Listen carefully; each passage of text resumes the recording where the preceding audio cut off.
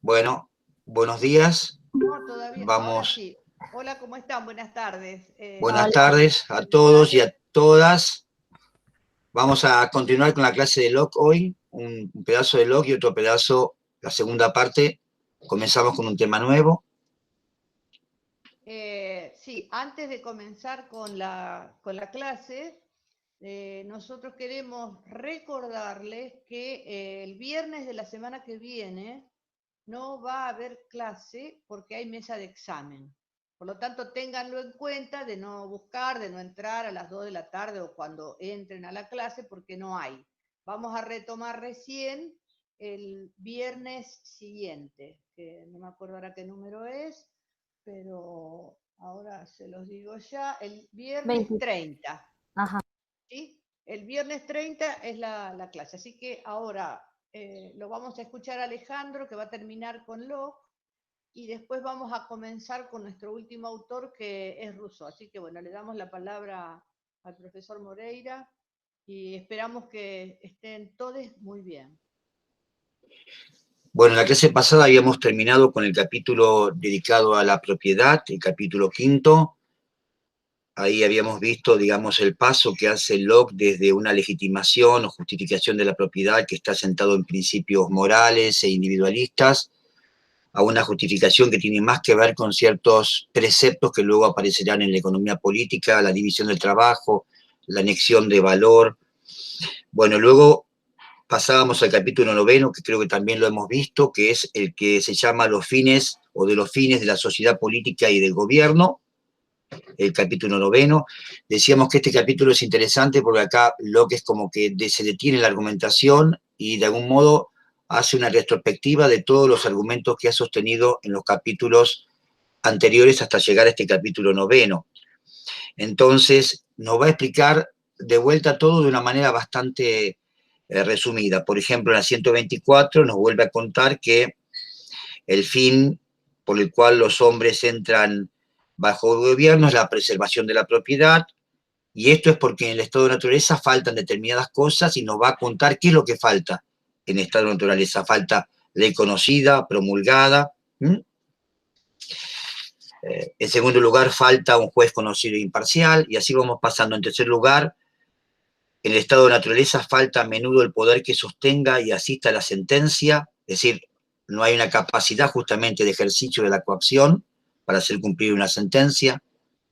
Y bueno, de ahí nos va a contar justamente la transferencia que se hace de aquellos derechos inherentes al estado natural que luego se traspasan a la sociedad civil o al Estado. Entonces, del derecho, justamente de los dos derechos, el derecho a la preservación de la propiedad, se va a derivar, en el caso de la sociedad civil, el poder legislativo y el derecho justamente de castigar, de emplear la fuerza y la coacción para juzgar y castigar a quien justamente intervenga o dañe la propiedad, se va a transferir a lo que llamaremos el poder ejecutivo. Bueno, luego, 131, habíamos leído todo un pasaje que tiene todo un halo, una retórica clásica de, digamos, del liberalismo político, y ahí nos cuenta, y así, y con esto culmina este capítulo, quien sea aquel a quien correspondiera el poder supremo legislativo de cualquier nación. Acá observamos que caracteriza al legislativo como el poder supremo, estará obligado a gobernar por fijas leyes establecidas, promulgadas y conocidas por todos, por las gentes, y no mediante decretos extemporáneos, y deberá gobernar con jueces rectos e imparciales que en las contiendas decidan por tales leyes, y usando la fuerza de la comunidad dentro de sus hitos, solo en la ejecución de aquellas leyes o en el exterior para evitar o enderezar los agravios y las incursiones de los invasores. Y todo ello culmina también con una fórmula que va a reaparecer muchas veces en la historia, en los momentos fundacionales de las repúblicas del siglo XIX. Dice así: todo ello, además, sin otra mira que la paz, la seguridad y el bien público de sus habitantes. Bueno, ahí sí se cierra ese capítulo noveno. El capítulo 10 habla de las formas de una república, y acá él va a simplemente decir que va a hablar de del Commonwealth, de que él va que llamará república, a ese régimen político. El capítulo 11 entra ya en a definir, a clasificar en qué consiste el legislativo y a contarnos las atribuciones y los límites de ese poder legislativo, que en principio es el poder supremo del Estado. Entonces, recordemos que hay una delegación justamente, es decir, el fin del contrato es garantizar la propiedad, y la idea justamente es que esa propiedad, que es necesario una institución política, es una condición para que en efecto esa propiedad pueda ser garantizada. Entonces, ese poder se llegará en un poder legislativo, y este poder, bueno, posee, una vez más en la 134, nos vuelve a contar el fin por el cual los hombres entran en sociedad. Esta es la preservación de la sociedad y hasta el extremo límite compatible con el bien público. El poder legislativo no solo es el sumo poder de la comunidad política, sino que permanece sagrado e inalterable en las manos en que lo pusiera la comunidad. Bien, por un lado entonces el poder legislativo es el supremo, pero inmediatamente la estrategia de Locke es siempre colocar reparos y límites a ese poder. Siempre hay una forma de contención a efectos de que ese poder no trascienda, no violente los principios a partir de los cuales fue fundado. Bueno, 136. Un primer límite al poder legislativo. La autoridad legislativa suprema no sabrá asumir por sí misma el poder de gobernar por decretos arbitrarios o improvisados, sino que deberá dispensar justicia y decidir los derechos de los súbditos mediante leyes fijas y promulgadas y jueces autorizados y conocidos. Es lo que habíamos comentado también en el caso de Job, es la publicidad de la ley. Bueno, y por cierto, en el 137 nos va a reiterar de lo que está en juego siempre es la garantía de preservar vidas, libertades y fortunas, y ese es el objetivo. En el 138 va a aparecer un tema que es recurrente en el caso de Locke y que aparece en otros capítulos, que es el hecho de que el Poder Supremo no puede, bajo ninguna condición ni en ningún caso, quitar la propiedad de alguno de sus miembros, de sus súbditos, sin el consentimiento de ese súbdito. Y no lo puede hacer bajo ninguna circunstancia. Y ese argumento reaparece en muchos casos en Locke, que dice siempre que aún quien está condenado por la ley penal, quien ha sido procesado y puede ser hallado culpable, puede ser castigado y coaccionado, pero nunca se le puede justamente quitar la propiedad. Es decir, que el castigo nunca puede abarcar a la propiedad del implicado. Bien, sigue con una serie de limitaciones y de atribuciones. Bueno, en la 141 el Poder Legislativo no puede transferir la facultad de hacer leyes, es decir, no puede transferir su facultad de hacer leyes a manos de otra institución. Bien, y en el 142 cierra este capítulo contándonos, resumiendo nuevamente lo que acaba de decir. Entonces, primero, deberán gobernarse por leyes sancionadas y promulgadas, no en el caso particular, sino regla única para el rico y para el pobre. Segundo, dichas leyes serán designadas sin más fin postrero que el bien popular. Tercero, no se impondrán tasas a las haciendas de la gente sin el consentimiento de ellas, dado por sí mismas o por sus diputados. Bueno, y ese es el famoso, lo hemos dicho otros años, creo, es la idea justamente de que va a ser luego retomada en el caso de la Guerra de Independencia Americana, de las colonias americanas respecto de los ingleses, de que no hay posibilidad, digamos, el impuesto no es legítimo si no hay precisamente el consentimiento del súbdito, ¿no? Sí, que es la frase de la Revolución Norteamericana es no taxation without representation, ¿no? O sea, que no se puede imponer un impuesto si no hay representantes que lo aprueben. Claro, exactamente. Sin representantes que den su consentimiento a esa Exacto. a esa tasa, a ese impuesto.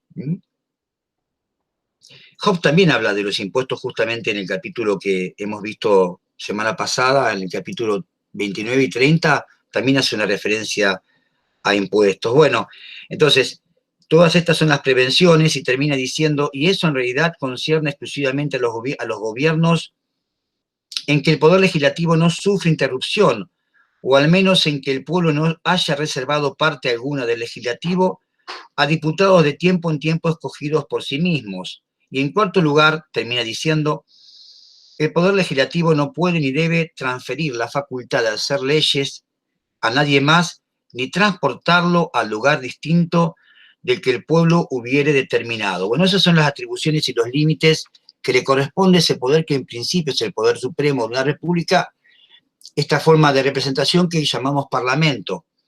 Bien, como sabemos, el movimiento que va a seguir el texto ahora es el siguiente. Por un lado, ahora justamente en el capítulo 12 va a distinguir los tres poderes de una república, a saber, el poder legislativo, del cual acaba de hablar, el poder ejecutivo, que es el poder, es la capacidad justamente de coacción, de aplicación de la ley, y por último, un poder federativo, que es el poder que atañe a las relaciones exteriores, a las relaciones interestatales, que es en el caso de Europa, en ese momento de la historia, un poder fundamental, ¿no? El poder que se atribuye a las relaciones exteriores, lo que en inglés se llama el foreign affair, lo que en francés se llama les affaires étrangères,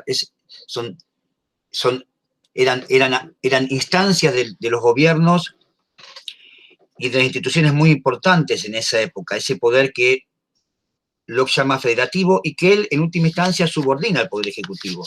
En última instancia, el poder federativo corresponde, ese derecho de hacer la paz y la guerra, corresponde también al poder ejecutivo. Bueno, tenemos entonces discriminados estos tres poderes.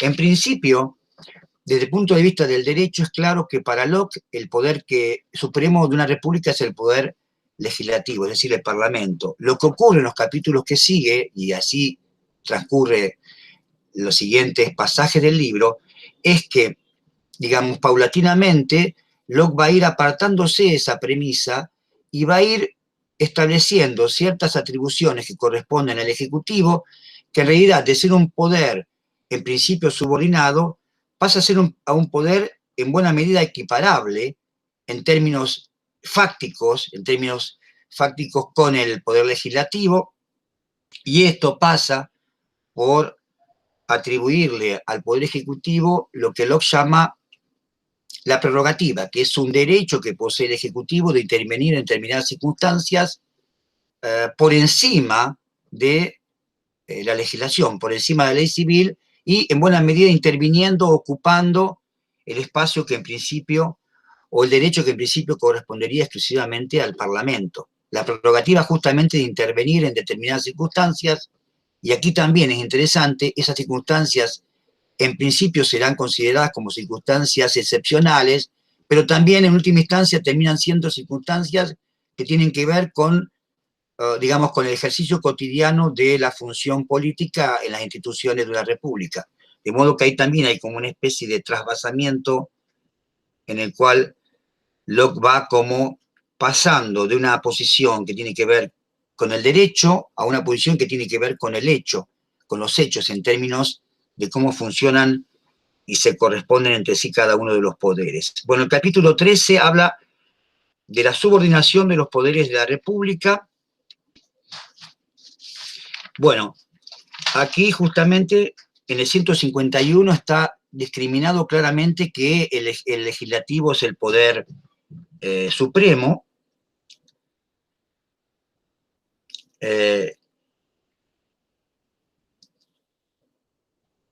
Bueno, y acá justamente habla del legislativo, pero habla también del ejecutivo. Es en este pasaje del 151 donde hay, y es uno de los pocos pasajes donde Locke de algún modo caracteriza a este poder ejecutivo como una representación política de la unidad política, de la unidad del colectivo. Voy a leer en extenso este pasaje. Dice: en algunas repúblicas, cuando el legislativo fuera intermitente, es decir, cuando el legislativo se reúne en asamblea y en algunas temporadas del año y en otros queda justamente sin funcionar, lo que ocurre muy a menudo en Argentina, que el Parlamento puede no funcionar durante meses.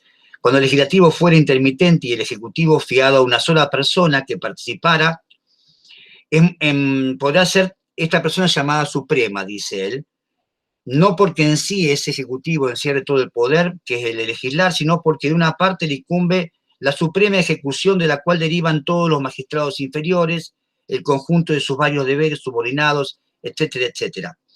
Continúa diciendo, justamente, por un lado, posee ese poder, y por otro lado, inmediatamente, como en todos los casos, lo que va a hacer es restringirlo, es ponerle reparos y barreras, justamente para que ese poder no se transforme en un poder despótico. Dice así, más con todo débese observar que aunque se le rinda juramento de lealtad y fidelidad a ese ejecutivo, no se le dirige en calidad de legislador supremo, sino de supremo ejecutor de la ley, debido a un poder conjunto que con otros comparte, pues la lealtad no es más que una obediencia según la ley, la cual, si por él resultase violada, sí, dejaríale sin derecho a la obediencia que solo puede reclamar como personaje público con el poder de la ley investido. Y acá es justamente donde aparece un pasaje donde hay una caracterización del poder ejecutivo, y ahí donde nos dice, de suerte que se le considera como imagen, fantasma o representante de la comunidad política, conducido por la voluntad del cuerpo social declarada en sus leyes, y sin más voluntad ni poder que el de la ley. Acá está nuevamente la restricción. Esto justamente es el poder legítimo del poder ejecutivo, pero justamente siempre está esa posibilidad en Locke, cuando abandona esta representación, esta voluntad pública y obra mal, obra según su propio interés, obra según su propio albedrío, se degrada a sí mismo y ya no es más que un mero particular que, desde el punto de vista del derecho, no poseería ni poder ni decisión. Bueno, y los miembros del gobierno, digamos, los miembros de la sociedad no le deberían tampoco obediencia. Bueno, sigue diciéndonos que el Poder Ejecutivo está visiblemente subordinado al Poder Legislativo. En el 155 vuelve a preguntarse justamente qué ocurre si el Ejecutivo violenta las condiciones por la cual fue integrado, y acá justamente nos dice una vez más que el uso de la fuerza sin autoridad nos vuelve siempre al estado de naturaleza, y por lo tanto, digamos, lo que está diciendo Locke en estos pasajes también es abriendo la posibilidad de rebelión, si en efecto el Ejecutivo no cumple con su mandato, y ya en la 158 aparecerá lo que corresponde al capítulo siguiente, que es la prerrogativa. Y en este 158, en la mitad de este pasaje, Locke nos va a decir, cito solamente ese pasaje, que es el último párrafo de un largo pasaje, dice, la prerrogativa no es más que el poder en manos de un príncipe para disponer lo necesario al bien público en los casos en que por efecto de inciertos e imprevisibles eventos, las leyes ciertas, inalterables, no se impondrían sin peligro. Es decir, cuando en efecto existe una situación que podemos llamar un paréntesis de anomalía, de excepcionalidad, en el cual, digamos, la ley justamente corre el riesgo de no poder ser aplicada, es donde aparece esta prerrogativa que le da esta capacidad, esta legitimidad de intervención al Ejecutivo. Esta es la prerrogativa pensada en un primer momento, esto es lo que va a desarrollar en el capítulo siguiente. Es decir, disponer en esa eventualidad del poder necesario para garantizar el bien público. Hay siempre en esta argumentación como una especie de premisa que sería que, si bien en efecto el legislativo es el que está encargado de conservar justamente ese derecho inicial de estado de naturaleza, siempre hay como la posibilidad de que la ley, digamos, muestre cierta falla, de que el legislativo no alcance precisamente a garantizar esa provisión, ese mandato. Y entonces siempre aparecerá la figura del Ejecutivo para justamente de algún modo sobrellevar esa situación, para de algún modo garantizar el efectivo cumplimiento de la conservación de la propiedad. Bueno, en el capítulo 14 nos va a decir en qué consiste la prerrogativa, y acá abiertamente dice, cuando los poderes legislativo y ejecutivo se hallan en distintas manos, que es efectivamente lo que ocurre en Inglaterra, según acaecen todas las monarquías moderadas, el bien de la sociedad requiere que varias cosas sean dejadas a la discreción de aquel en quien reside el poder ejecutivo. Entonces, en determinadas circunstancias, corresponde dejar en manos y a la discreción del Ejecutivo determinadas situaciones. Y nos va a dar ya una primera idea de lo que está pensando al final de este primer 159, es el epígrafe. Por ejemplo,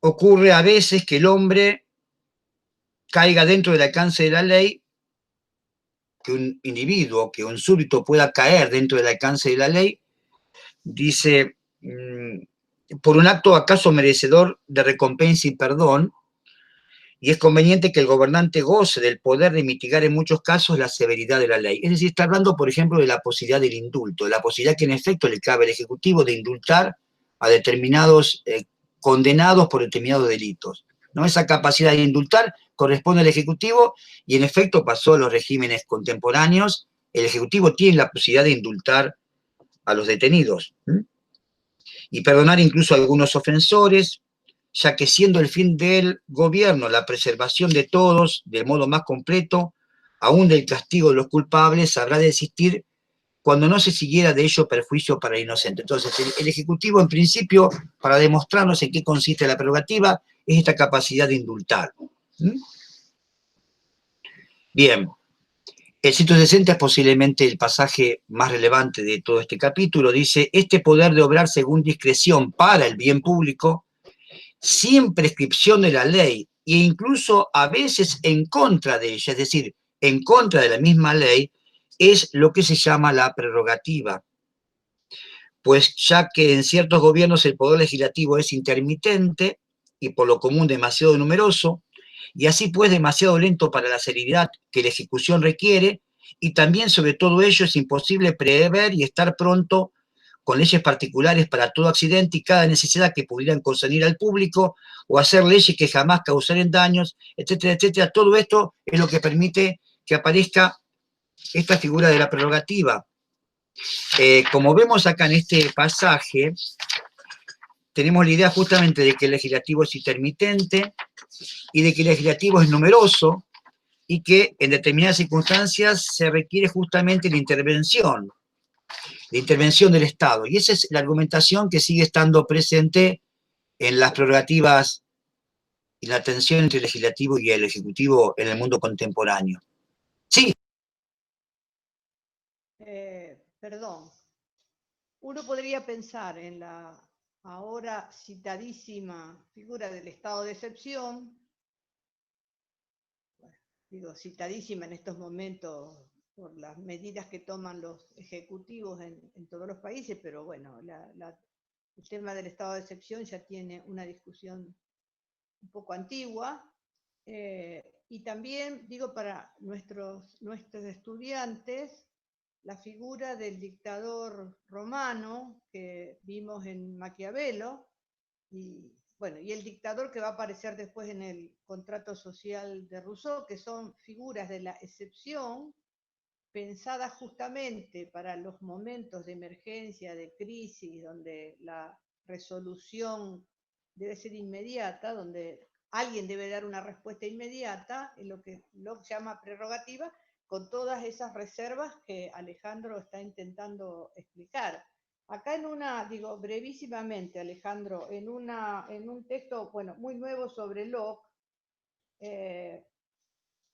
a la prerrogativa la ubica de manera problemática deliberadamente, dice, en el intersticio de la ley, ¿no? Porque está en ese no lugar, ¿no? Que no es ley, pero al mismo tiempo tiene efectos, y que sería la prerrogativa en términos teóricos, la concesión de la generalidad y de la abstracción a la realidad concreta, La prerrogativa demuestra, dice, la irreductibilidad de lo político a la representación y la subsistencia latente de la ley natural en la sociedad política. Ilustra también la necesaria superioridad de la decisión sobre la deliberación.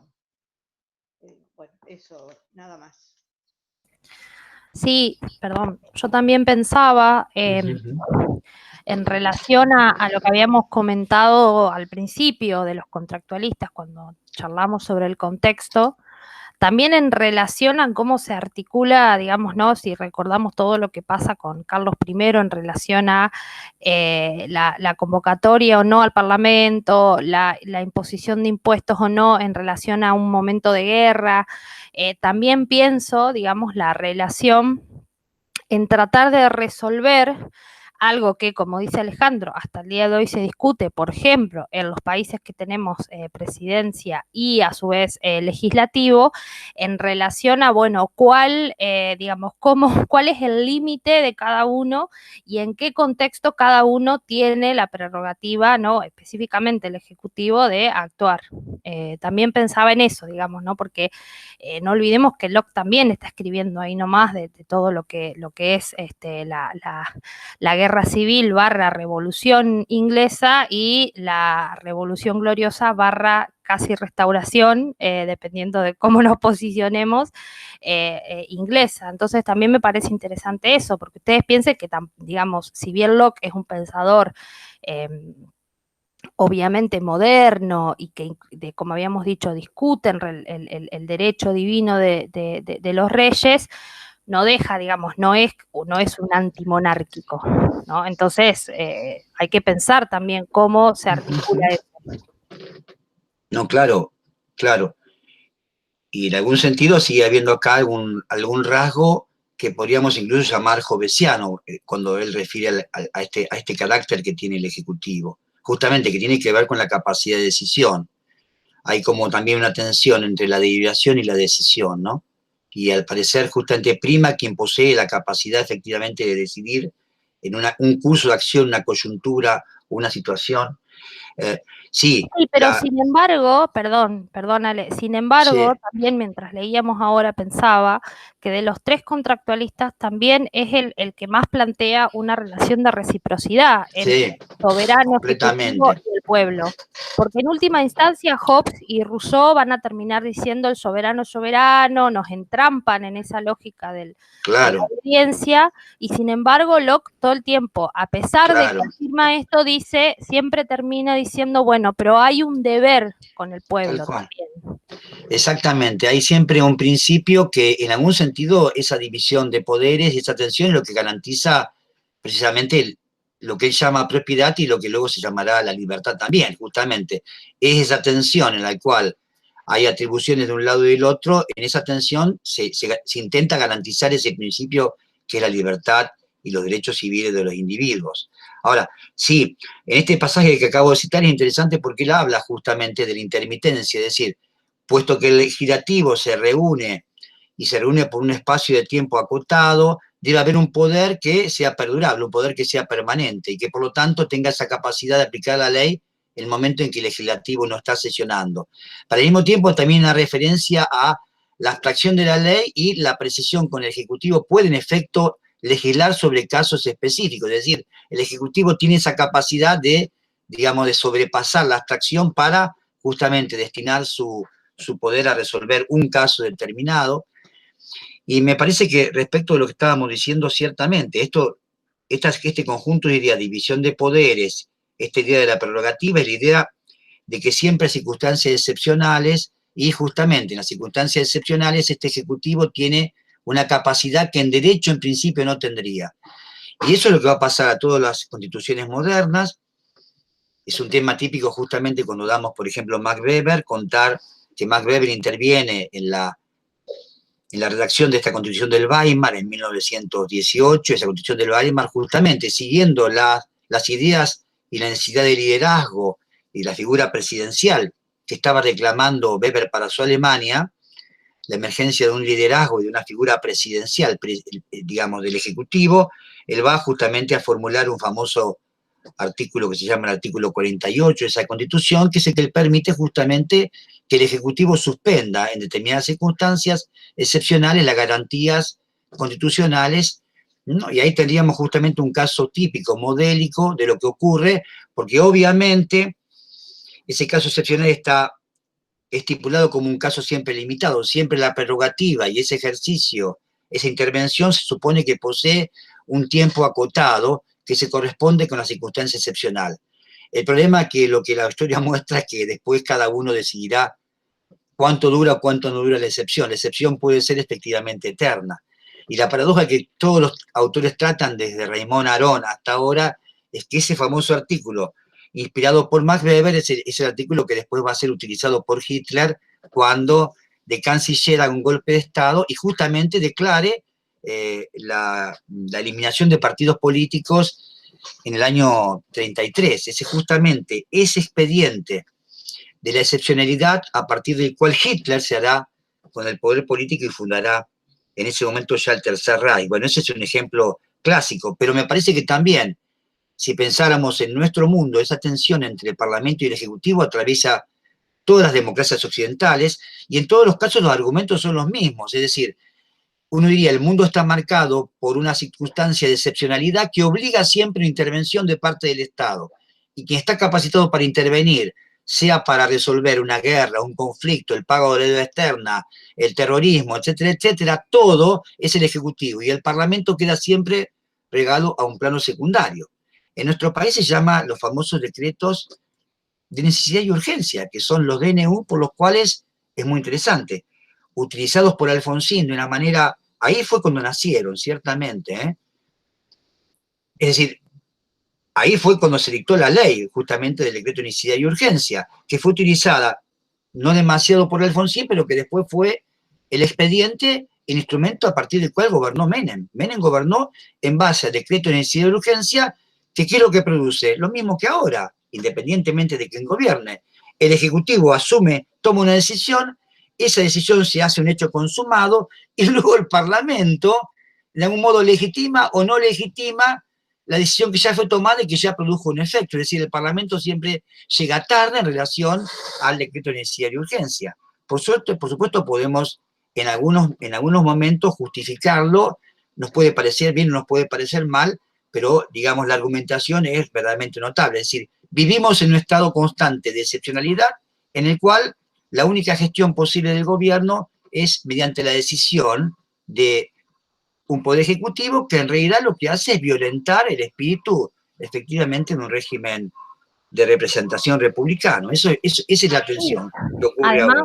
Además, generalmente tanto, por ejemplo, Locke como Rousseau, digamos, es decir, autores que separan, entre comillas, de alguna manera el legislativo de una especie de ejecutivo, tienden a afirmar que el rol del legislativo es hacer las leyes importantes, duraderas, por eso Locke habla de que no necesariamente tiene que estar siempre sesionando, y que el ejecutivo vendría como a, sacando obviamente las prerrogativas y los momentos excepcionales, a, digamos, regular, por no decir legislar, las cosas más cotidianas de ejecución, etcétera. Sin embargo, como dice Alejandro, también lo que termina pasando es lo contrario, es decir, el Ejecutivo es quien, digamos, establece las líneas fundamentales de las políticas y el Legislativo termina regulando de alguna manera esas líneas fundamentales, que es la inversión, perdón, la inversión de la lógica de lo que debería ser, digamos. ¿Por qué decimos que la soberanía que la soberanía no, que el poder soberano o que soberano es el legislativo quien hace leyes? Porque están pensando en leyes fundantes y fundamentales, ¿no? Y la realidad es que, como dice Alejandro, la lógica se invierte. Sí, sí. Bueno, estábamos en la 160 y acá, bueno, en la 161 dice que esta prerrogativa es absolutamente lógica e incuestionable en algún sentido, pero en la 164 él ya va a a decir justamente que esta prerrogativa tiene que tener ciertos límites, ¿no? Y dice así: sin embargo, no podemos suponer que una criatura racional y libre se someta a otra en perjuicio suyo. Aunque sí encuentra un gobernante bueno y sabio, puede que no considere preciso o útil el fijar los límites estrictos de su poder en todos los respectos. Entonces dice: la prerrogativa consiste únicamente en que el pueblo permite a sus gobernantes que decidan en muchos aspectos lo que la ley no contempla, aunque en ocasiones se contradiga con la letra misma de la ley, y siempre y cuando ello favorezca el bien público y contando con la aquiescencia de la sociedad cuando esto suceda. Bueno, es decir, llega hasta señalar que puede incluso contrariar justamente la letra de la ley, la prerrogativa. Hay una tensión como abierta. Bueno, luego va a hablar de la historia de Inglaterra, y va a decir: la historia de Inglaterra justifica, y en realidad esto es creo yo, una ficción de él, donde dice que la prerrogativa ha sido bien utilizada para el bien público. Entonces ahí como que legitima su posición haciendo referencia a los supuestos uso benéfico que tuvo la prerrogativa en el caso de Inglaterra. Bueno, en la 167 nos dice que el poder de convocar al Parlamento en Inglaterra es ciertamente una prerrogativa del rey. Bueno, y en relación con esto, en la 168, que me parece que es también importante, dice, bueno, ¿y qué pasa? Pues la pregunta es: ¿qué pasa si no se hace un uso correcto de este poder? Que es la pregunta. ¿Quién será el juez cuando se hiciere o no se hiciere un uso correcto? ¿Quién va a decidir cuando se haga o no se haga un uso correcto de este poder? Y él va a responder, dice: entre un poder ejecutivo permanente con tal prerrogativa y un legislativo que depende para hacer reunión del albedrío de aquel, no puede haber juez en la tierra. Ahí estamos en un lío, no hay juez en la tierra si estos dos poderes entran en conflicto. Como no habrá ninguno entre el legislativo y el pueblo, si ya el ejecutivo o el legislativo, cobrado el poder en sus manos, planearan o salieran al campo para esclavizarles o destruirlos. Es decir, es la misma situación que se va a plantear en el cual el legislativo no cumplirá el pacto con los súbditos. Es decir, en esa oposición no hay juez que pueda decidir esa controversia. Y entonces, ¿qué pasará? No tendrá el pueblo otro remedio en esto, como en todos los casos en que no hay juez posible en la tierra, dice lo que la apelación al cielo.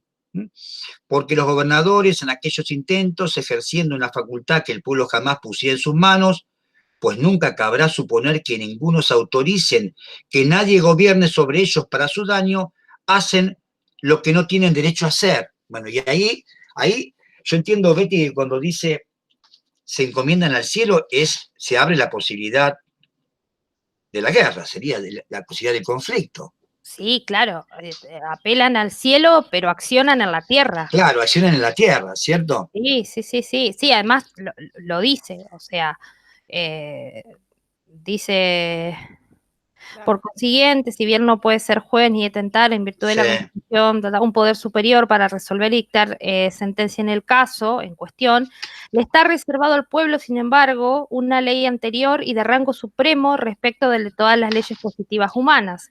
El poder de determinación última, esto es, el de juzgar cuando no queda a quien apelar sobre la tierra, si tiene un justo motivo para apelar al cielo, que pertenece a la humanidad toda. Y el pueblo no puede desprenderse de esta. Sí, Betty, perdón. Sí. Perdón. No, parece ser que la expresión que Locke usa tantas veces, apelar al cielo, ¿no? Que es una expresión extraordinaria, es decir, hay como cuando hay algo que no podemos definir, ¿no? En términos humanos, se dice apelar al cielo. Parece ser que apelar al cielo viene de una fórmula que usaban los soldados en el ejército.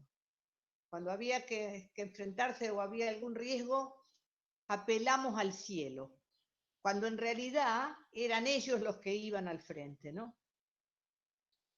Es como una especie de fórmula que parece que era muy conocida en Inglaterra por ese uso militar de apelar al cielo, pero es cierto que apelamos al cielo, pero la decisión es del pueblo para usar la expresión tal cual.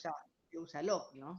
Sí, es lo que yo imaginaba, que él había utilizado lo que sería una fórmula, seguramente una retórica muy conocida en la época, seguramente una fórmula que seguramente se utilizaba mucho en su época, lo cual de todos modos no deja de darle cierta elegancia a Locke, porque, digamos, en vez de decir, digamos, con violencia que la salida es violenta, deja como una especie de dejo así irónico en el texto, ¿no? En ese sentido también es como un liberal, como van a escribir los liberales en el siglo XIX, siempre con algo de ironía y cosas así, ¿no? Bueno, capítulo 15, acá distingue lo que Pero habíamos además, visto. perdón, esto es lo que decíamos en relación a que de alguna manera, a diferencia de Hobbes e incluso de Rousseau, hay siempre, digamos, primero la posibilidad de desobedecer, ¿no? De desobedecer o de rebelarse, porque hay de alguna manera un deber del legislativo y del ejecutivo hacia el pueblo. Y a su vez, antes del final de ese parágrafo, incluso, digamos, es como una ley natural, ¿no? O sea, dice que la naturaleza jamás permite al hombre que se abandone al punto de descuidar su propia preservación. O sea que si hay un ejecutivo, un legislativo que no solo me esclaviza, sino que amenaza con matarme, como dice al principio, incluso es parte, digamos, de un deber, de una ley natural, rebelarme ante eso.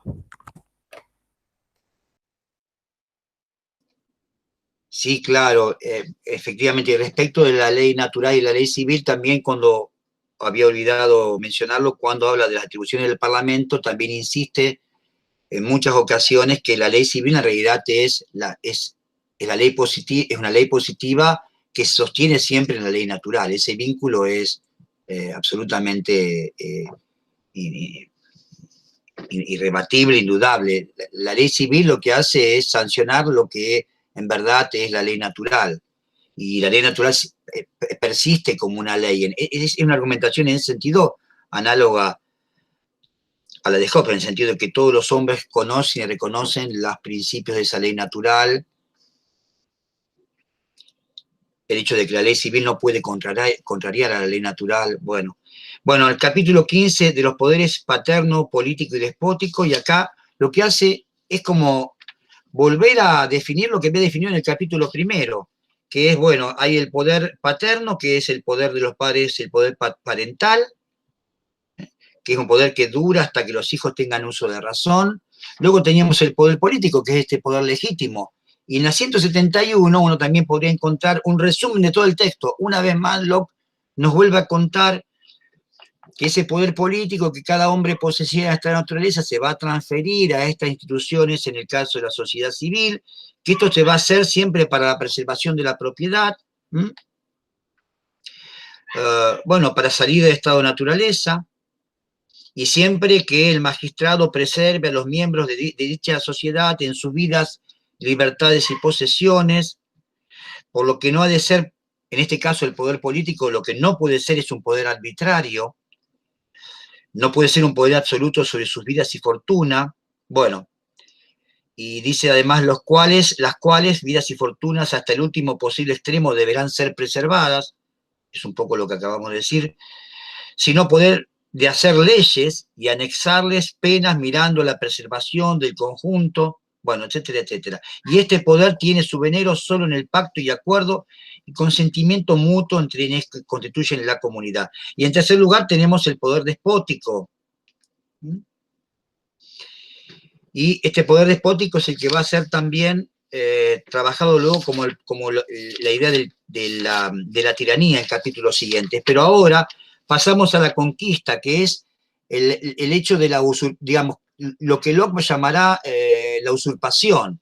Y aquí, bueno, lo que nos está diciendo y lo que nos dice constantemente es que en caso de una guerra, de que haya un territorio y sus habitantes que hayan sido vencidos por un invasor, aun cuando se legitimase el poder de ese invasor y estableciera una institución civil, lo que permanece intocable es la propiedad del súbdito siempre, y esa relación de subordinación, de sometimiento, no puede ser transferida a las generaciones sucesiva, es decir, los herederos de aquel que fue vencido en una guerra no, digamos, no cargan con el carácter de vencidos, de sujeción, que sí corresponde a sus padres, que eventualmente en el caso de un conflicto hubieran intervenido en un enfrentamiento en el cual incluso legítimamente hubieran sido sometidos a una situación de esclavitud. Bueno, todo eso se sintetiza en el ítem en el último, en el 196, donde dice, en el caso de conquista lo podemos resumir de este modo: el vencedor, si su causa fuera justa, conseguirá poder despótico sobre las personas de cuantos efectivamente ayudaron y concurrieron a la guerra contra él. Tiene un poder despótico con ellos. Sobre el resto de las gentes, si las hubiera habido renuentes a la guerra, y sobre los hijos de los propios cautivos y las posesiones de estos y aquellos, no tendrá poder. Y así no le incumbe, en virtud de la conquista, título alguno legítimo de dominio sobre ellos, o que pueda derivar a su posteridad.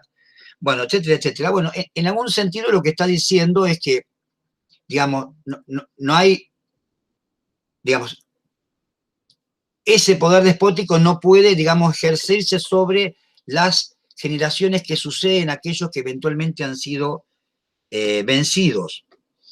Bien, y en muchos casos lo que me parece que está señalando Locke es justamente que aun cuando ese poder despótico fuera efectivamente aceptado y legitimado, siempre hay un dejo de usurpación en la ocupación de un territorio.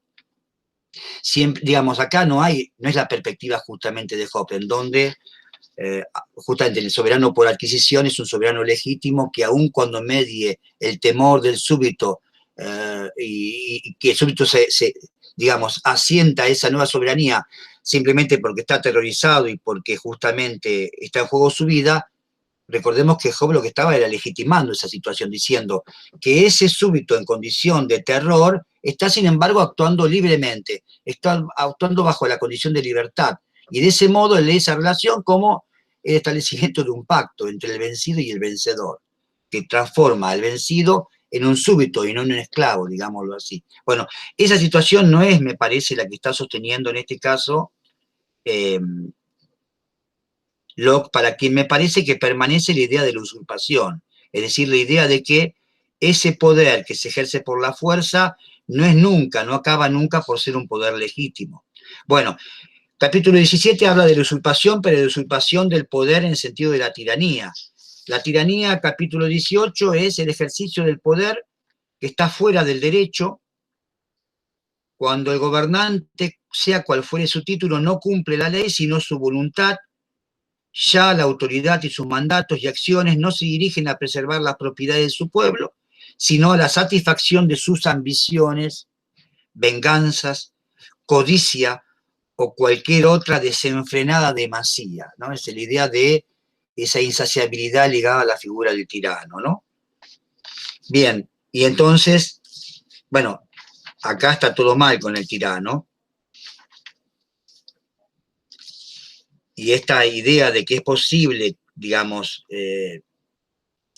rebelarse contra el tirano está, de algún modo, está pergeniada, esbozada ya en el 209 y en el 210, que son los dos últimos epígrafes de este capítulo, y luego en el capítulo 19 entramos ya en el último punto, que es la disolución del gobierno, que es esta última importante característica de la argumentación de Locke, en donde el pacto efectivamente es un pacto.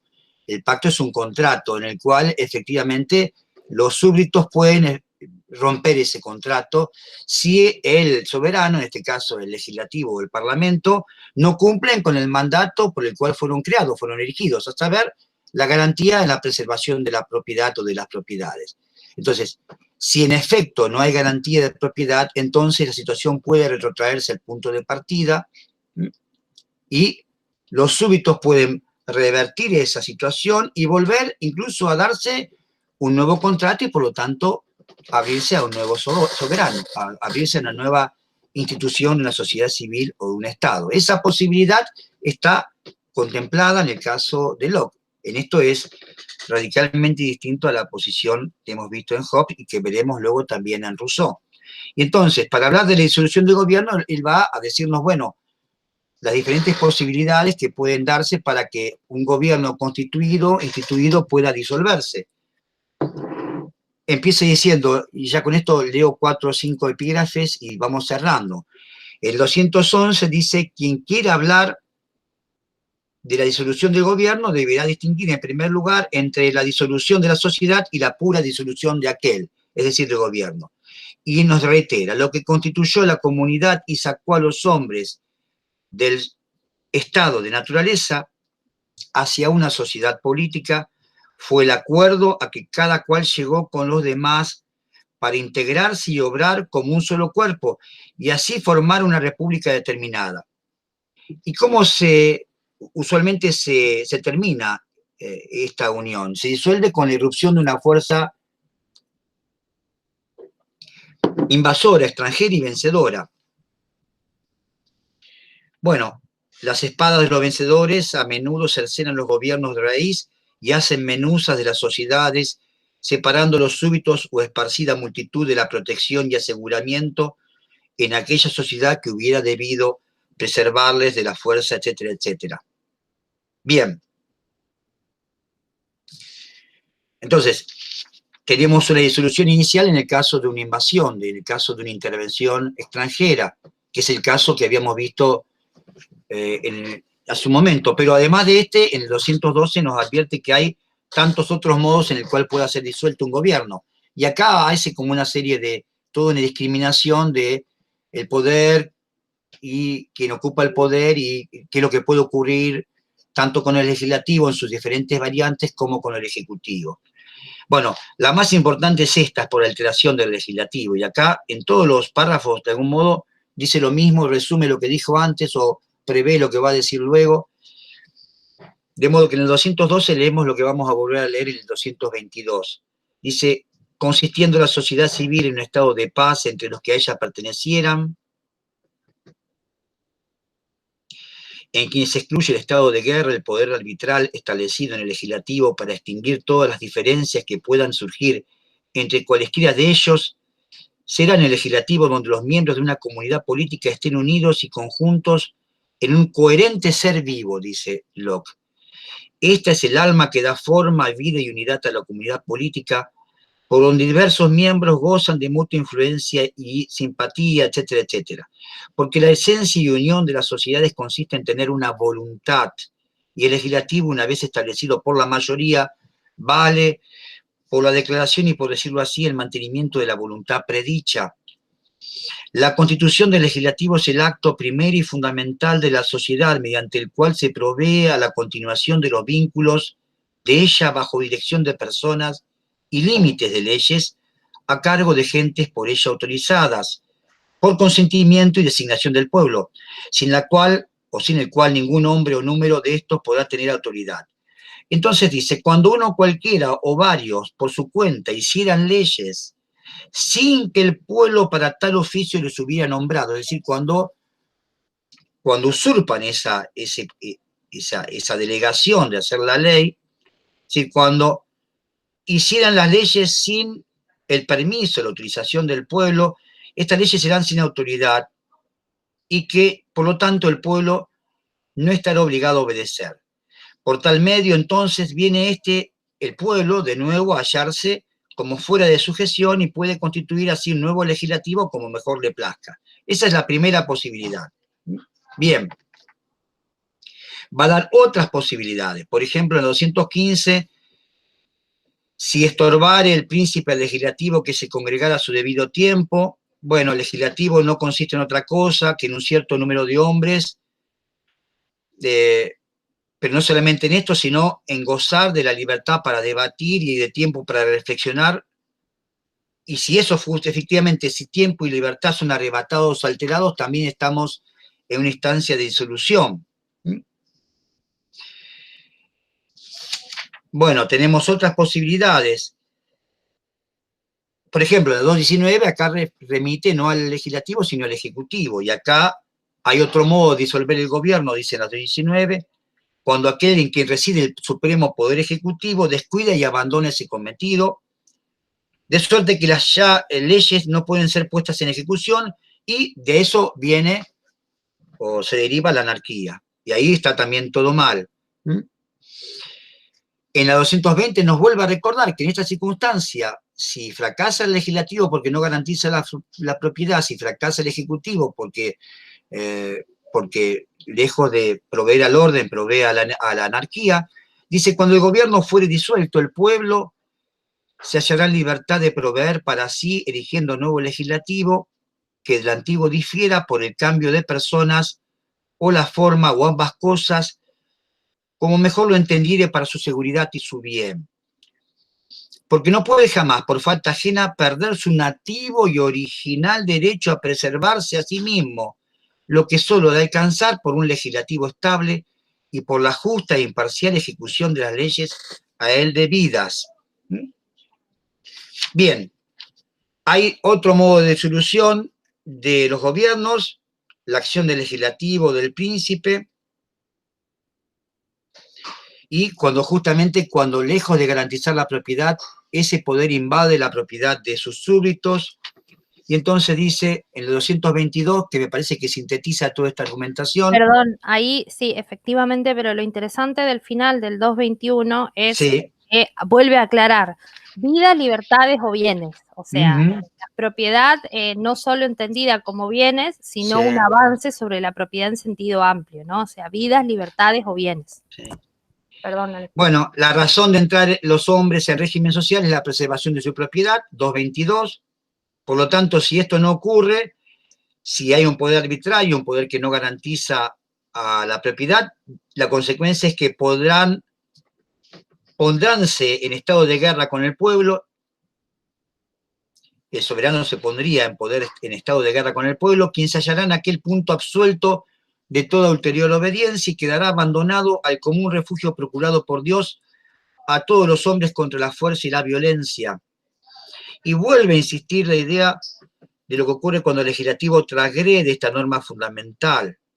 Y dice, finalmente ese poder retorna al pueblo y éste cobra el derecho de reasumir su libertad primera y mediante el establecimiento de un nuevo legislativo proveer a su sosiego y seguridad, que es el fin que tuvo al entrar en régimen social. Bueno, y eso continúa así en esta argumentación, es decir, está legitimando la rebelión, y sobre la rebelión va a trabajar también después en otros capítulos. Bueno, en principio lo que él advierte es, si alguien supone que los pueblos están completamente siempre prontos a rebelarse, se equivoca. En realidad, esa posibilidad de rebelión es prácticamente una posibilidad muy remota, y en general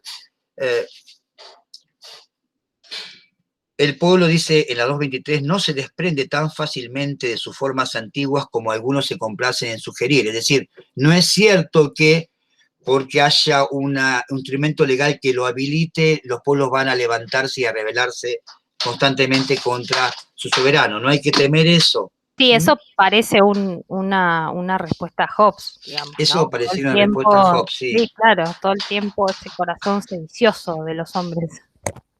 Bueno, y después en la 226 habla también de la rebelión, y creo que en esta edición más nueva lo tengo mejor, porque en la edición mía antigua muchas veces, a ver si...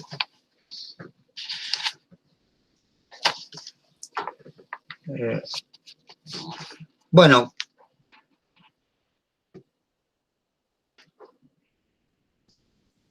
en la 225 dice, sin embargo, se seguirá diciendo esta hipótesis contiene un fermento para que cunda la rebelión, y a lo cual le va a responder con una argumentación. En la 225 dice, he de responder para que no piense que es un fermento de rebelión lo que él está diciendo, que las revoluciones no surgen a resultas de cualquier error menudo que se produzca en la gestación de los asuntos públicos.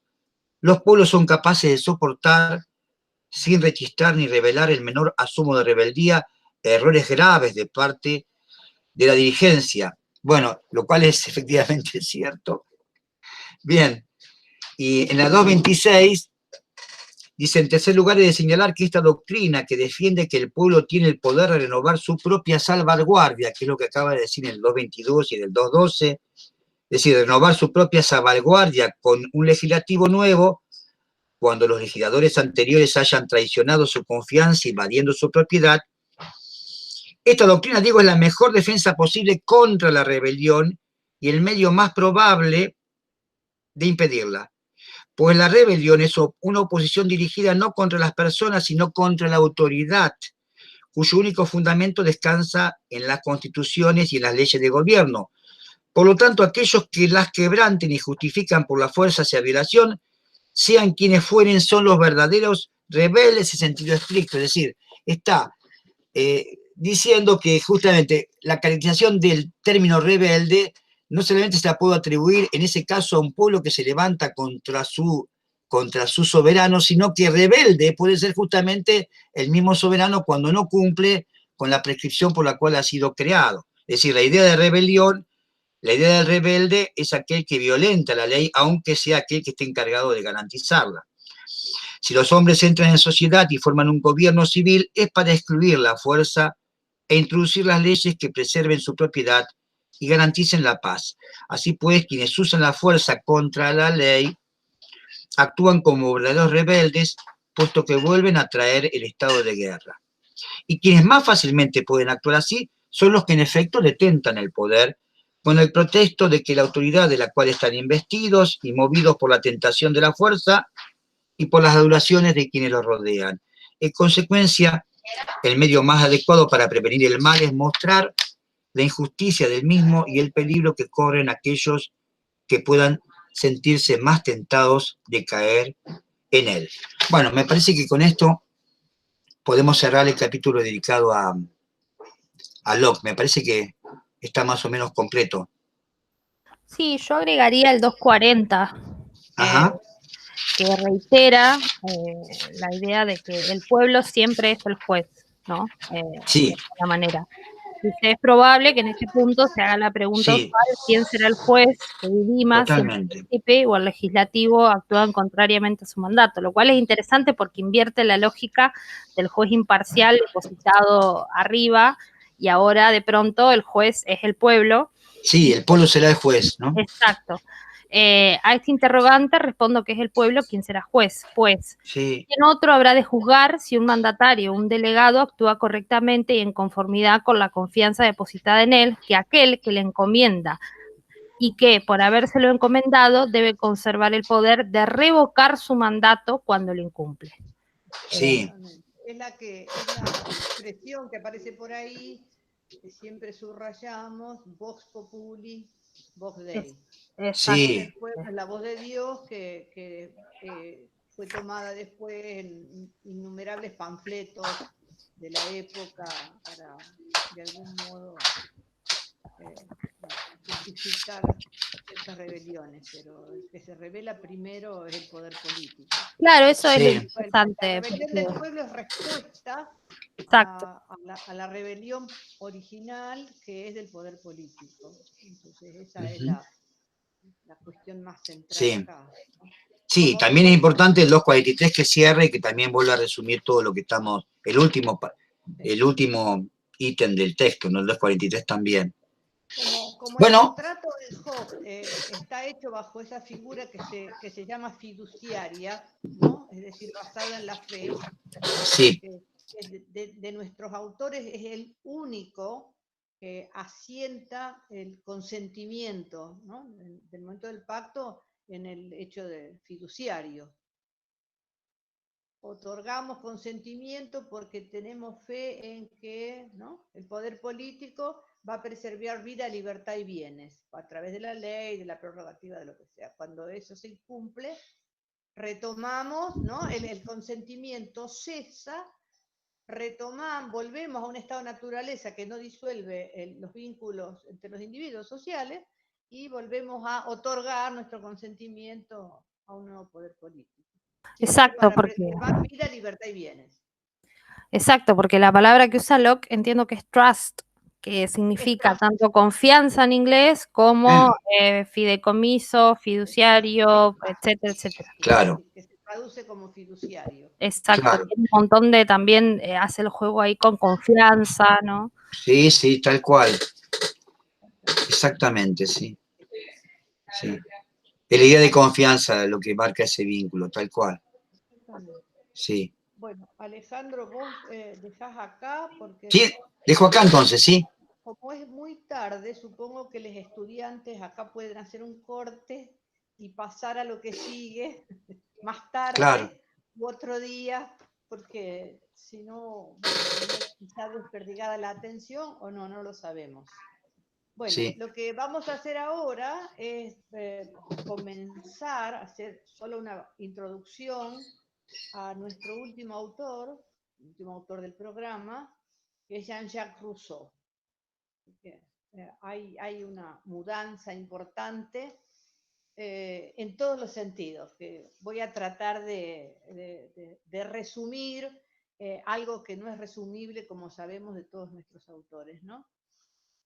Rousseau nace en 1712 en Ginebra y muere en 1778 en los alrededores de París. Es decir, que nos adentramos en el siglo XVIII, es decir, cambiamos, dejamos la isla en la que hemos estado hasta ahora con Hobbes y con Locke y pasamos al continente y vamos al siglo XVIII.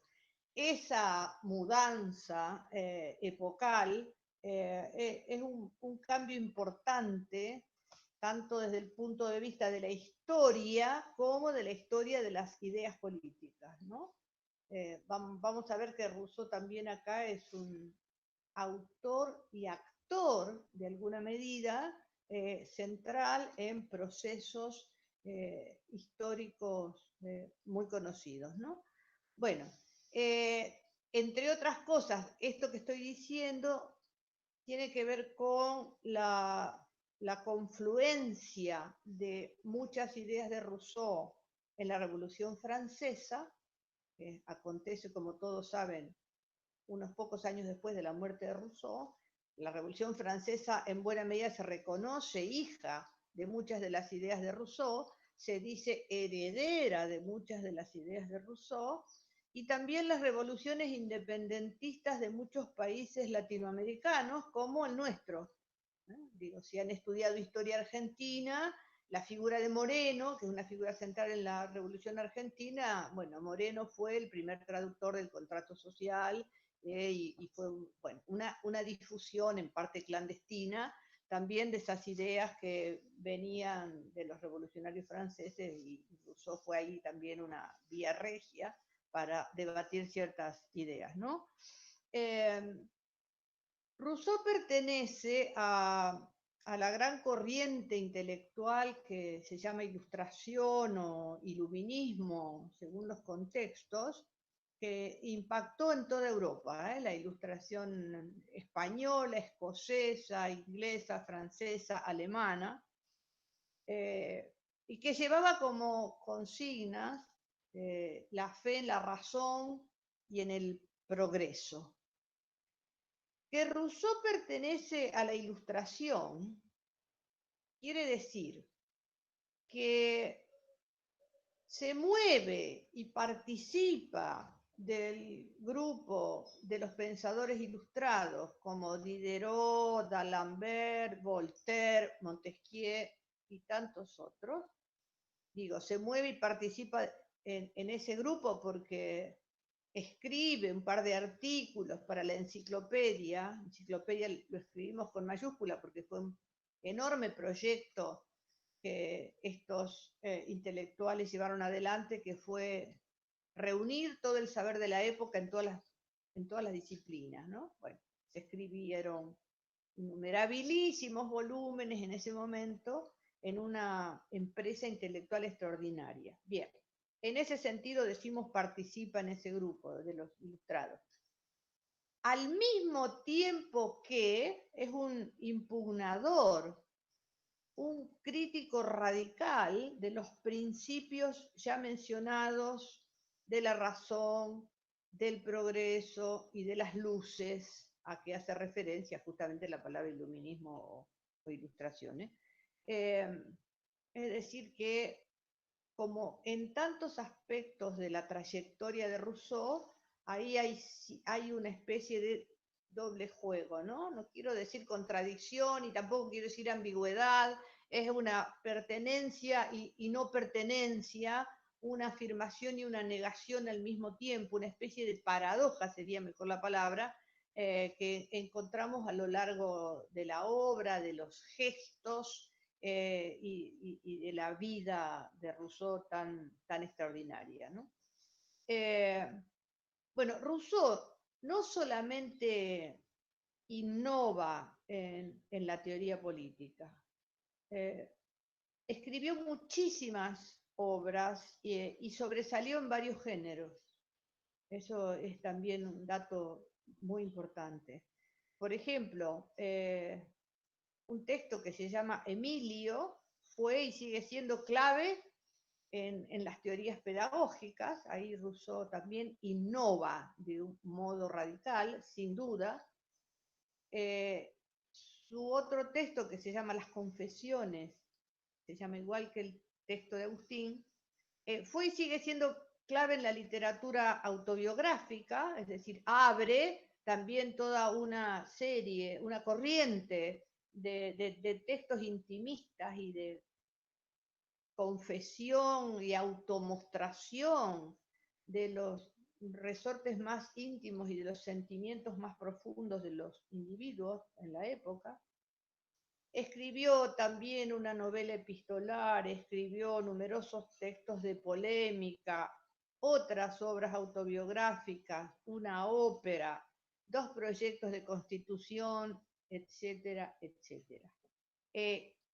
Todo esto, todo este corpus notable, siendo un autodidacta, porque Rousseau se educó a sí mismo.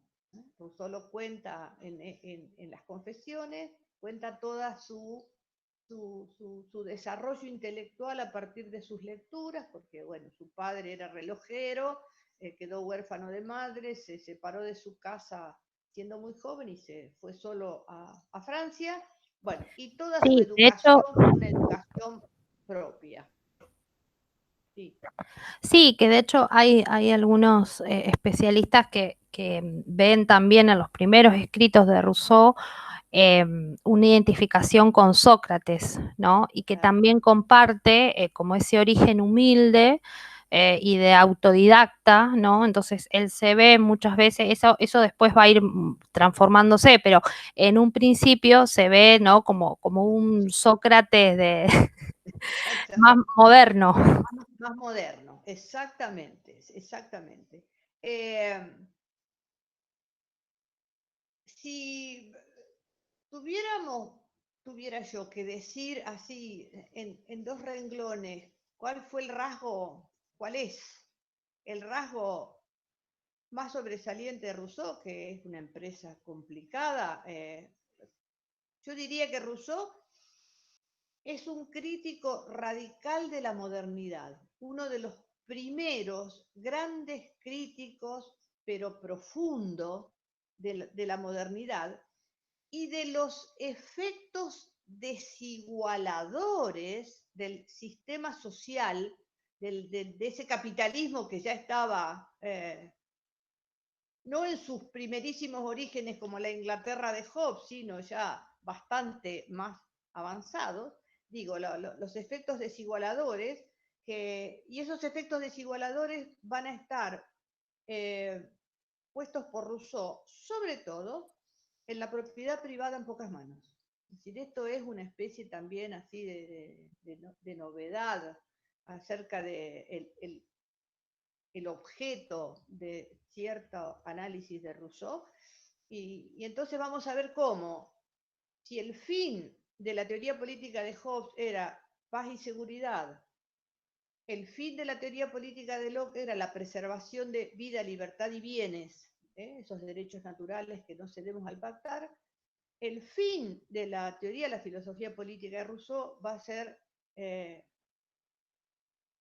la plena vigencia y el disfrute de la libertad y la igualdad políticas, ambas políticas.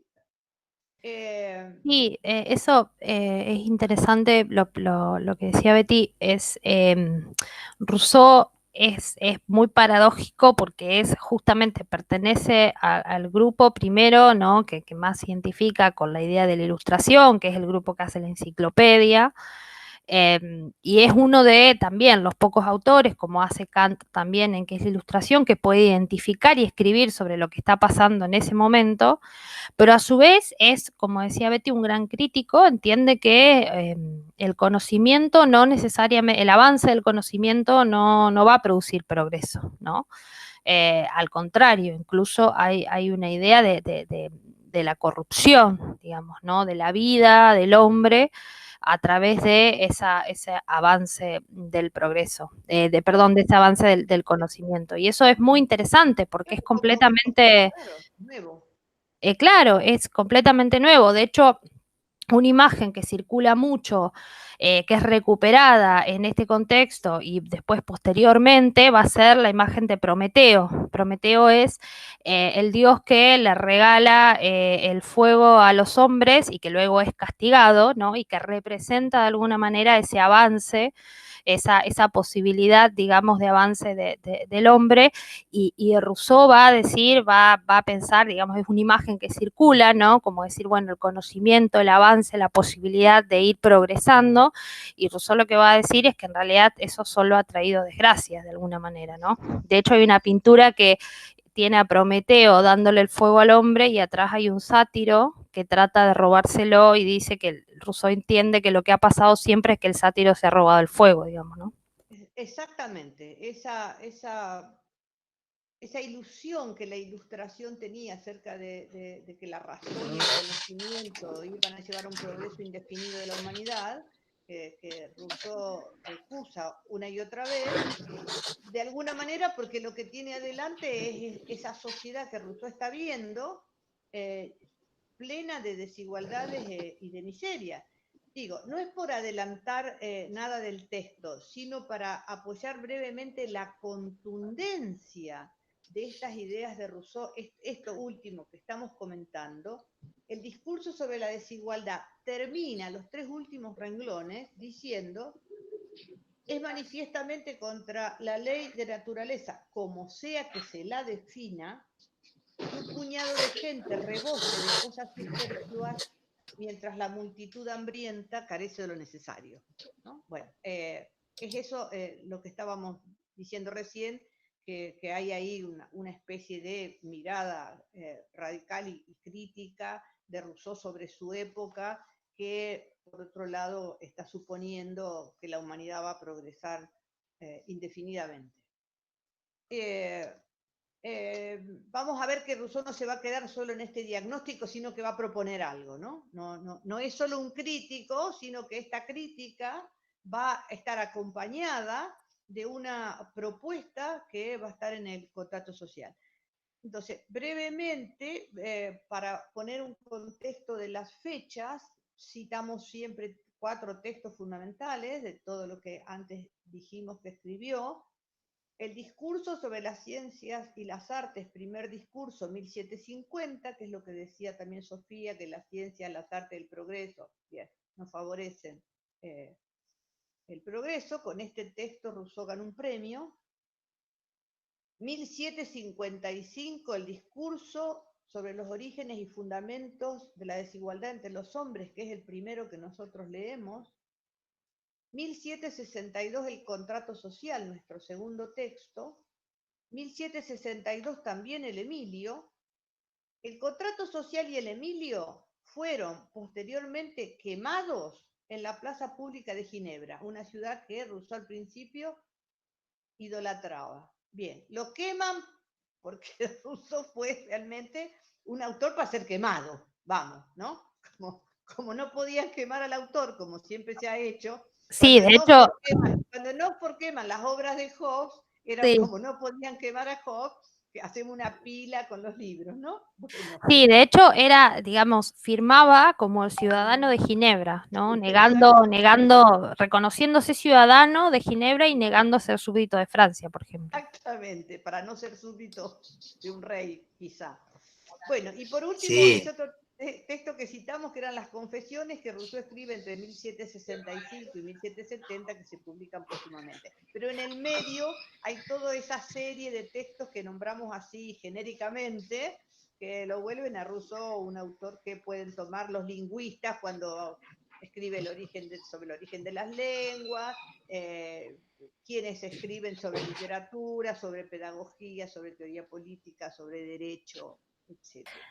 Las confesiones tienen aspectos muy interesantes. Primero, porque de alguna manera, a pesar, esto que decíamos, a pesar de que es un crítico de la modernidad, la forma en la que encara las confesiones implica una subjetividad, un yo completamente moderno, ¿no?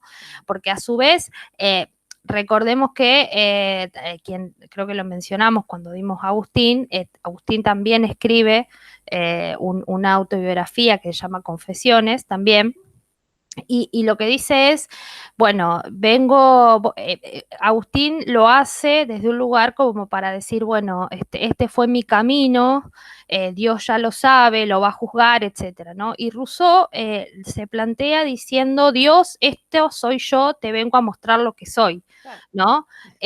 Como si ¿no? Pensando en la idea de un creyente, como si Dios no supiera quién es uno, como si uno pudiera decirle a Dios quién es, ¿no?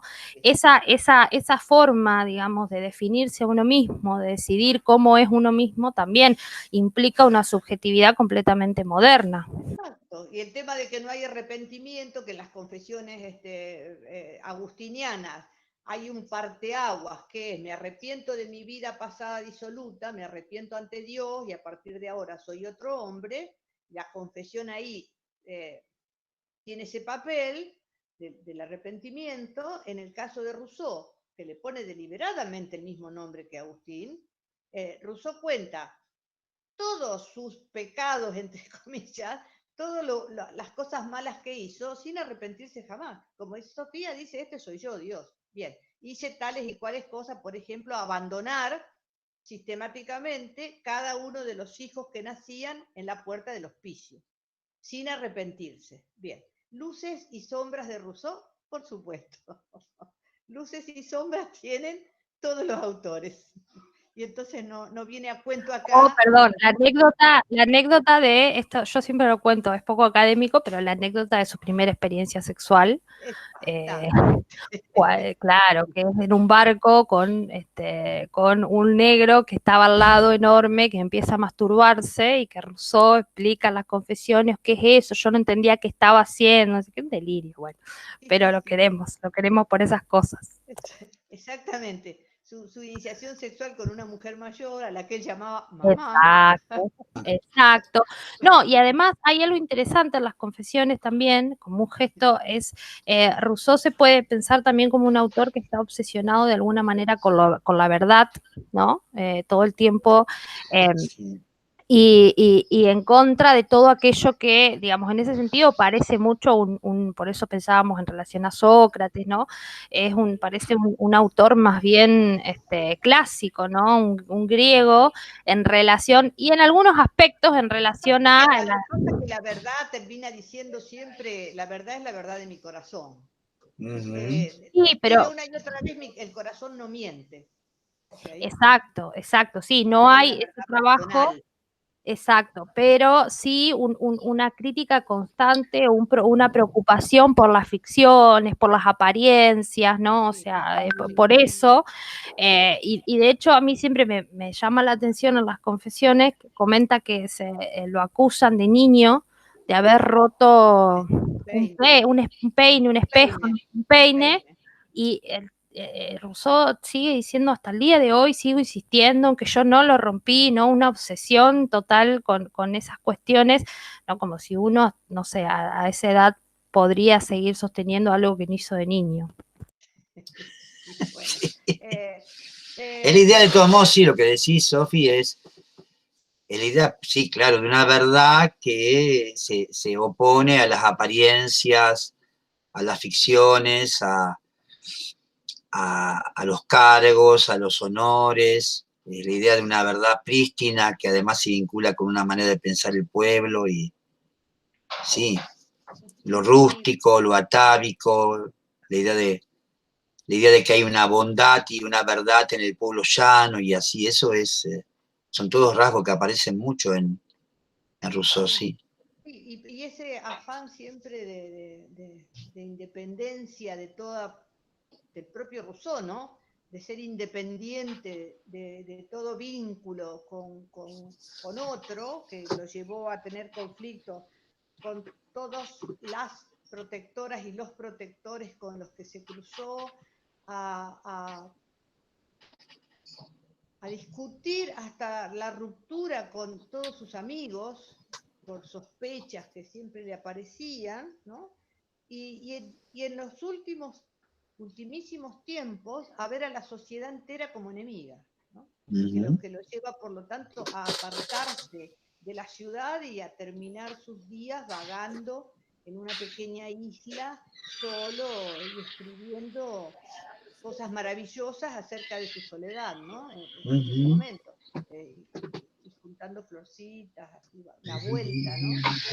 A un estado idílico, donde se supone que se reencuentra consigo mismo y deja atrás, ¿no?, todos los conflictos de la sociedad. Bueno, en ese sentido también es una figura extraordinaria.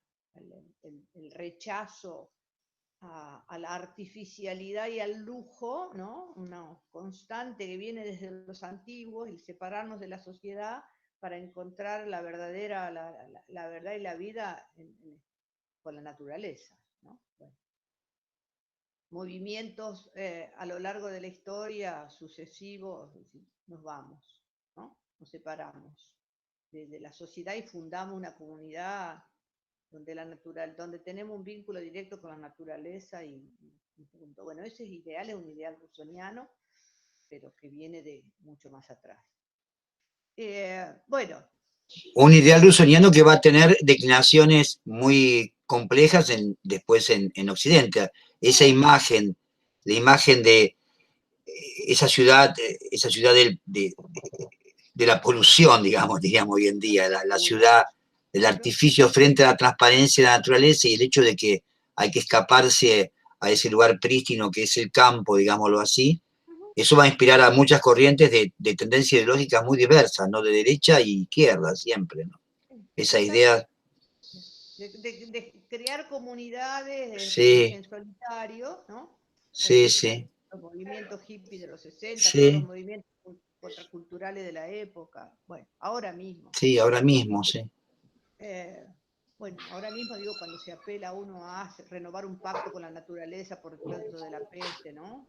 Hay que renovar el pacto con la naturaleza sí. y volver a pensar en un nuevo vínculo que no sea hasta ahora que nos ha llevado, ¿no?, a estos desastres ecológicos, etc. Sí. Digo, dejando entonces un poco la vida, que es apasionante y que podríamos estar el día entero hablando sobre eso. Vamos a decir también, como parte de la introducción, que en la misma línea que nuestros anteriores, Hobbes y Locke, Rousseau es un contractualista. Es, por lo tanto, un moderno porque afirma la artificialidad de la política, porque afirma como principio la libertad y la igualdad naturales de todos los seres humanos, pero acá otra vez, al mismo tiempo que es esto, Rousseau vuelve a recuperar aspectos del modelo clásico, ¿no?, sosteniendo un principio organicista, recuerdan, el todo más importante que la parte, y la unión de ética y política, ¿no? En ese lugar, entonces, en ese intersticio entre la modernidad y la recuperación de valores antiguos. Bien, eso también es Rousseau.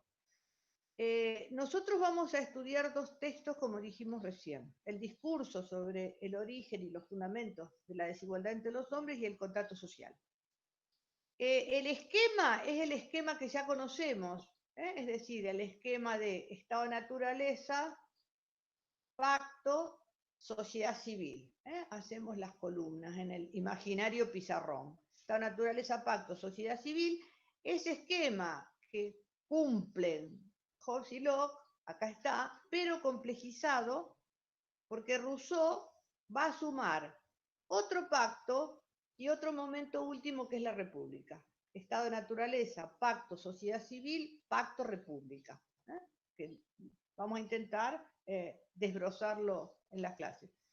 Los tres primeros que nombramos son los que se analizan en el discurso que vamos a leer primero, y los dos últimos en el contrato social. Es lo que siempre le decimos. Hay un texto primero, que es el discurso, donde Rousseau hace un análisis de lo que tiene delante de sus ojos, de la sociedad desigual, la sociedad dividida en ricos y pobres, así dice Rousseau, y el segundo texto, el contrato social, es la propuesta rousseauiana para superar ese estado de cosas y alcanzar entonces una república de libres e iguales. El discurso entonces va a responder a lo que su título menciona. ¿Cómo fue que apareció la desigualdad y qué la vuelve legítima? ¿Qué hace que esta desigualdad esté ratificada y legitimada? Para decirlo muy simplemente, pero creo que le hace honor al texto, ¿por qué la sociedad está dividida en ricos y pobres? Pregunta que podemos hacernos hoy tranquilamente. ¿Por qué la sociedad está dividida en ricos y pobres? Rousseau se hace esa pregunta e intenta responderla. Entonces, van a ver que el discurso al que sugerimos que para la próxima clase tengan adelante, después vamos a ver qué edición tienen disponible, o si no hay ninguna, ponemos una, rápido. El discurso van a ver que comienza con un elogio a la República de Ginebra y a su sistema político, al sistema político, a las costumbres, a la frugalidad, a la virtud, a la tolerancia de la República de Ginebra. Luego sigue un prefacio que es importante, vamos a ver un par de cosas allí, una breve introducción del propio Rousseau y luego primera parte y segunda parte. Este es el texto. Bueno, vamos a ver entonces ahí, toda en la primera parte, la larguísima descripción del estado de naturaleza rousseauiano, que se aparta de los conocidos anteriores. Sí, ahí, perdón Betty, tanto en los discursos como en el contrato, se nota, digamos, que el interlocutor más importante es Hobbes, ¿no? De hecho, escribe el Leviatán exiliado en París, en Francia. Entonces, eso se ve, digamos, no quiero decir que es leído, obviamente a Rousseau lo ha leído, circula, y es muy interesante ver. Porque las críticas son explícitas. Son explícitas, exacto, ¿no? Hobbes se equivoca cuando dice esto, debería haber dicho tal cosa. Entonces, ahí también, bueno, hay citas, aparecen Aristóteles, Platón, la tradición, ¿no? Más exacto, fuerte, además, en el texto. Sí, además es evidente que Rousseau además tiene que, digamos, tiene que empezar diferenciándose ya de las premisas, porque si uno coincide con las premisas en el estado de naturaleza hobbesiano, no puede llegar a otra conclusión que no sea la de Hobbes, ¿no? Entonces ya de entrada tiene que decir otra cosa. Exacto. Tiene que decir, Hobbes se equivoca, ¿no? En realidad lo que hay que decir es tal cosa. No sé si dejamos acá la introducción para empezar el discurso directamente en la próxima, ¿les parece? Sí, a mí me parece, porque yo tengo 5 minutos nada más, ya tengo que... Sí, yo tendré que dejar ya ahora. La sugerencia fuerte que les hacemos a los estudiantes es que por favor, para la próxima clase, que no es el viernes que viene, sino el 30, que tienen muchísimo tiempo, lean por lo menos, por favor, la primera parte del discurso. Si pueden leerlo todo, ni hablar. Es un texto apasionante, sencillo de leer, porque no tiene, digamos, mucho artilugio retórico, y cuenta una historia que, bueno, de la que no pueden, no conmoverse en muchos aspectos, ¿no? Exacto, sí. Entonces, quisiéramos, por favor, para el 30, trabajar el discurso sobre el origen de los fundamentos de la desigualdad entre los hombres y pensar que todos ustedes tienen, por lo menos hasta la primera parte, y si es todo mucho mejor, es un texto breve, estamos en la universidad, yo sé que lo que estoy diciendo es horrible, porque ustedes ya lo saben, pero bueno, nada, son los últimos esfuerzos que necesitamos y texto que vale la pena, como todos los que hemos estudiado hasta ahora, vamos, no es que valga más la pena que los anteriores, pero... No, pero tiene también ciertas aritas interesantes, ¿no? Está muy bien escrito, Rousseau tiene una pluma notable, conmueve, convence, ¿no? Exacto. Y entonces lean el discurso. Después vamos a ver con Sofía que si hay alguna edición subida y si no, rápidamente subimos alguna. Sí, ya está subida. Puedo subir también otra. Me voy a fijar en bibliografía, que hay muchísima, como hicimos sí. con Locke. Sí. Bueno, y les deseamos que a quienes rindan la semana que viene, que les vaya muy bien, que se cuiden todos, que no se expongan, que quienes tienen madre pasen un feliz día de la madre, quienes son madres de entre las estudiantes también que pasen un buen día, y nosotros entonces nos despedimos de ustedes lamentando una y otra vez que nuestro vínculo sea tan mediado por la filosofía, realmente. Verdad. Verdad. Bueno, hasta luego. Un beso. Hasta luego.